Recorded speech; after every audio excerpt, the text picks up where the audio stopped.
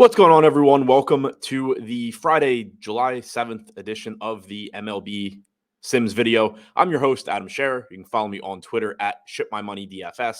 We have 12 MLB games tonight. We're going to walk through the MLB Sims tool and look at how we can best approach it on DraftKings. Now, keep in mind that some things are going to change throughout the day. Ownership projections will be different.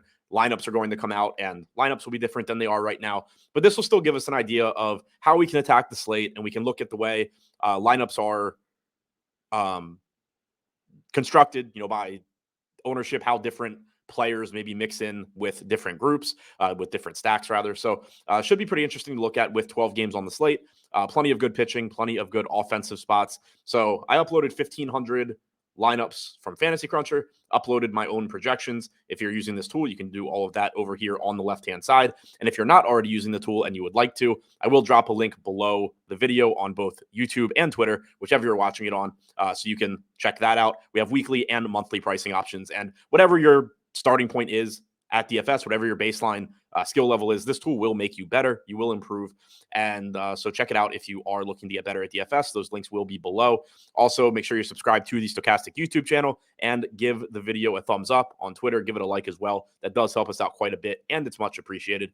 Now, looking at the individual lineups, we have them sorted by simulated ROI here. You see a lot of Boston 5-man stacks.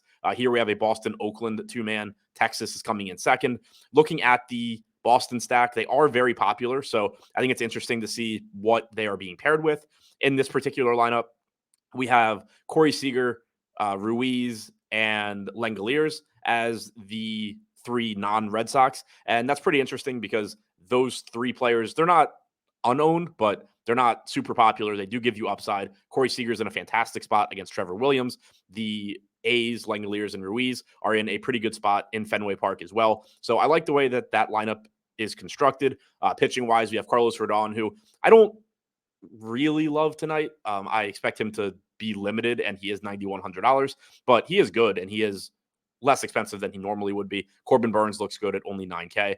Here we have a Texas lineup where they're going to be pretty popular as well. Not as popular as Boston, though. The Red Sox are really inexpensive, so you're going to see that ownership come in really high, and that's why you see the nearly 150 ownership sum here compared to 87 on Texas. We have Rich Hill and Aaron Savali, so you are going to mid-range pitching. The Rangers are expensive. Hill is a very risky option tonight. Savali looks like the best mid-range play at 7,700 taking on Kansas City. We are going to the expensive part of the Rangers. You have Seager, Garcia, Lowe, and Semien. All four of those guys are expensive. And then Ezekiel Duran, who's been excellent this year, not as expensive. So you're probably going to get, in addition to the cheap pitching, you expect to get cheap one-offs. Aledmus Diaz is only $2,200. Starling Marte is sub 4K.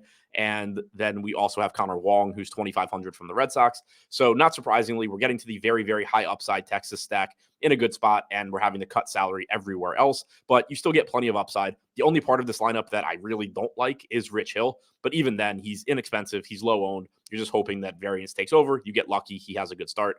Now we get back to a bunch more Boston lineups. Again, you see the ownership sum anywhere from 120 to 150. They are just going to be the most popular team today. They offer value. They're in a really good spot. There's no real way around it. They look good. You're just going to need to find some ways to get different, whether that's getting to lower owned players in the lineup or using lower owned one-offs around them. Here we have a New York stack with two Red Sox. That one's pretty interesting. Again, we have Rich Hill and Rodon. I don't personally like either of those pitchers all that much, but in this lineup, it does make some sense. We have the 5-man Yankee stack, and then you have Jarren Duran, who is extremely popular, projected for around 30% ownership. Rafael Devers projected around 22% ownership. So this is a lineup where you probably didn't want to go to the most popular pitching. So we are taking on a little bit more risk with Hill and potentially limited upside with Rodon. If we look at our exposures, so we can use quick favorite the top 150 lineups here, go to our exposures. And if you look at stack exposures, getting tons of Red Sox. Again, not surprising. We're coming in over the field on them. They're very popular, but they have the highest implied run total on the slate, taking on Luis Medina at Fenway Park. They also are very inexpensive. So it makes a lot of sense that we're getting to them. Also getting to Oakland on the other side of that game. They're cheap. You can build very high upside lineups around them, and they are getting a nice park upgrade going into Fenway. Then we're pretty flat. Texas, Yankees, Minnesota, Cleveland. If we look at individual player exposures, Rafael Devers at 51%, Duran at 44. Pretty surprising to see this much ownership coming into individual hitters on a slate of this size, but it is a little bit unique in that the Red Sox are so inexpensive and also the top projected stack on the slate. So it sort of has like a Coors Field effect, even though it's not a Coors Field game. As far as pitching goes, getting over the field on Corbin Burns at only 9K against the Reds. We're getting right around the field on Gallen, who's in a very good spot against Pittsburgh. We can look at some more, we can look at pitchers specifically using the filter up here. So Burns, Gallen, Hunter Brown getting right around the field on him, 22% exposure, 22% ownership. He projects as one of the best pitchers on the slate. Good strikeout matchup against the Mariners. Cease, Savali, not taking a lot of big pitcher stands here. That is in part because of how much Boston we're getting to, I think. Typically, you're going to see either more concentrated ownership on pitching and stacks being spread out, or you're going to see concentration on stacks and pitching being spread out.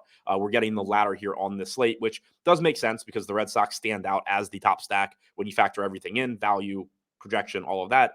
And there's a lot of good pitching. So they all sort of blend together, and we want to get exposures to all of them. One other thing I wanted to look at, since we were getting so much Boston when we sort by simulated ROI, is what happens if you sort by win percentage. That is an interesting strategy I think you can use in your largest field tournaments where, the top 3 spots are getting pretty much all of the money. So if we sort by win percentage instead of simulated ROI, and you're just getting, how often the lineup comes in first place, you are typically going to get flatter exposures. Here, you still get Boston at the top, but 24% 5-mans instead of 49. Oakland still second, and then you just get the Yankees pulled up a bit, Minnesota, Texas, Cleveland, all getting pulled up a little bit as well.